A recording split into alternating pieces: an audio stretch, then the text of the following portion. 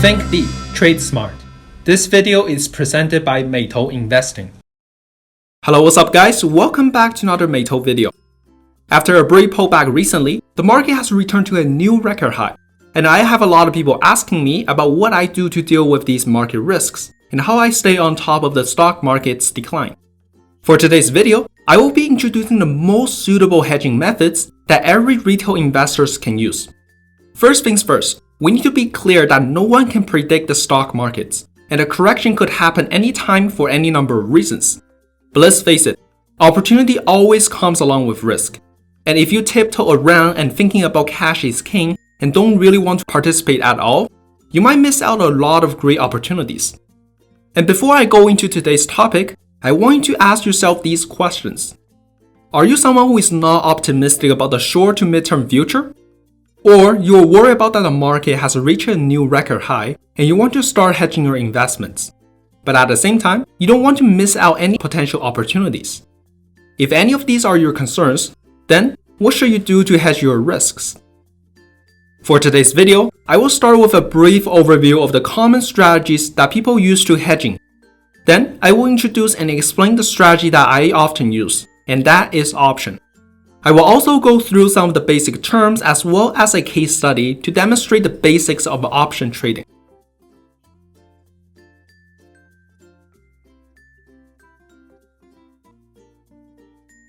So first of all, we need to be clear that even if you think the stock market is likely to pull back, you should never ever try to short the market directly, because the risk of shorting the market is extremely high. Over the long run, the stock market will continue to rise. So directly shorting the market means that you're going against the entire trend. So if you're shorting the market over the long run, then you're most likely to lose a lot. You might be wondering, if we can constantly do shorting, then how do we hedge against possible pullbacks when the market shows some symptoms of correction or bear? When it comes to hedging, most investors often think of buying or selling their shares. There are two common phenomena. The first one, which is also the easiest and what the most people are doing, that is holding cash and wait. So oftentimes, most investors tend to sell their shares to lock in their profits and wait for a good buying opportunity in the future. It gives you a lot of freedom and flexibility with your cash, but in practical terms, you often lose the money that you could have earned. You will often find that the good stocks will not fall back lower than the price at which you have sold them. Then you'll end up buying them back at higher prices. The second method is to buy contrarian stocks. Let's use the SQQQ as an example. The SQQQ is the contrarian stock index to Nasdaq index. When Nasdaq goes down, SQQQ goes up. When Nasdaq goes up, SQQQ goes down. It may sound pretty simple, but in practice, it's very difficult to hedge your risk properly because you are shorting a market with many unpredictable variables, such as the market sentiment. Having said that, the above two common practices are based on the shares with not much room for flexibility. But the strategy that I use is way more creative and wide-ranging, and that is option. There's a really famous American investment firm called Affiliate Consulting. Its president, Michael Bancliffe, has wrote in his book, Think Like an Option Trader, that trading stock is like owning a hammer, but trading option is like owning the whole toolbox. So why does he think that trading option is equivalent to having a whole toolbox? Well, the reason is that because the transaction of option can achieve the function of speculation, hedging, and increasing the return of one's investment portfolio through different strategic allocation. In the history of stock trading, the trading of option has been very professionalized. Many professionals and veterans investors like to use options for trading to achieve investment goals that cannot be achieved with only stocks. One of the biggest advantages of option is its own leverage. When the value of the stock increases, your call options can multiply its growth. And of course, with option can boost your return means that you are likely to lose a lot of your money in a very short period of time. In this case, your understanding of option and the ability to control risk is very critical. Many investors prefer trading option because it's more interesting in stock trading.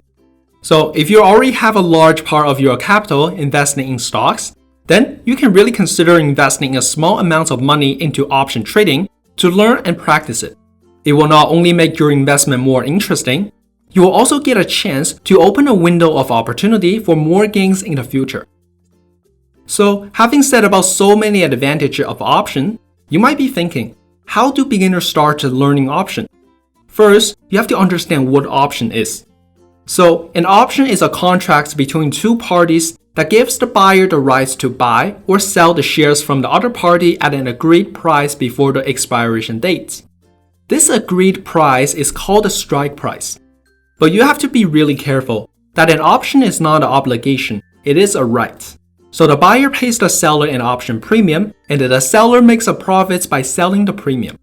Each option contract contains 100 shares of the respective stock, which that is the lowest units in option trading. In this case, the price of option is often a lot more cheaper than the stock price. Next, the second thing we need to understand is the difference between call option and the put option. Basically, if you think the stock price will go up in the future, then you buy call option.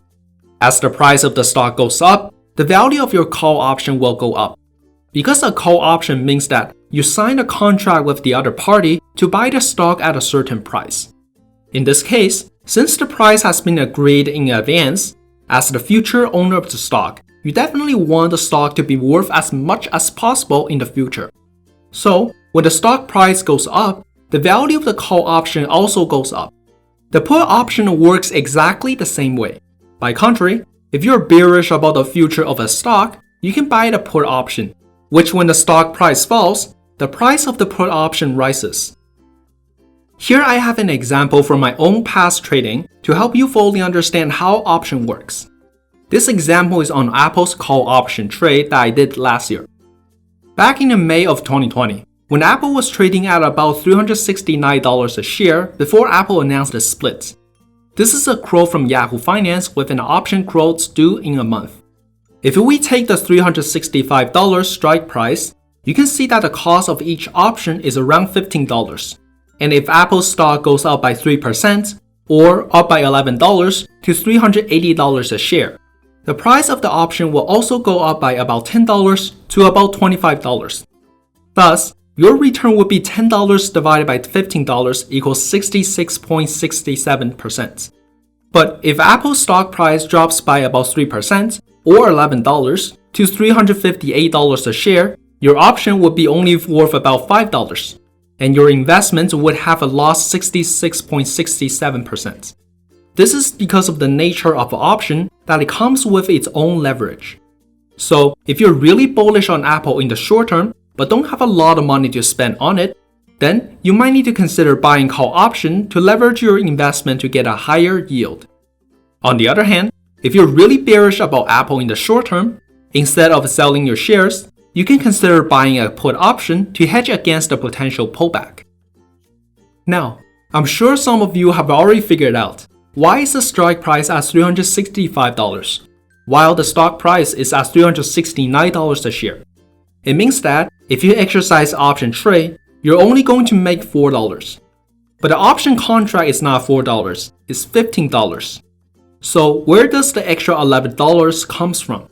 This is a very important concept in option trading. It's called time value. The holder of this option doesn't really want to earn the $4 difference, but more importantly, he hopes that the stock of Apple will continue to rise in the future. Thus, the time value is an additional amount that the buyers are willing to pay the holder for the potential higher gains outside of the expectation. And the longer the period until the expiration dates, the more likely that Apple is going to go up. And that's the value of this additional $11, which is also called the time value. The other $4 is called the option intrinsic value. These two values add up to the total value of the entire option price. Here, I got a small reminder for you that when you buy this option, you don't have to wait until the expiration date to fully exercise the option. You can sell your options to other investors at any time before the expiration date. In this way, you can obtain the intrinsic value and the time value of this option. But if you decide to exercise the option long before the expiration dates, you only gain the intrinsic value of the option and lose the time value. And that's all for today's video. Obviously, there are a lot more about option trades. Me myself often make some option trades to hedge against the risk and increase my returns. Studying option is like reading a stack of textbooks. Because of the length of the video, I can't go through more details. But for the next few videos of the series, I will go through specific option strategies as well as some case studies in respect. And of course, I will post more videos in the future to explain option trade as simple as possible, so you can learn and fill your toolbox to help you earn more money in the future. If you like my videos, please click the subscribe button. Your supports are much appreciated.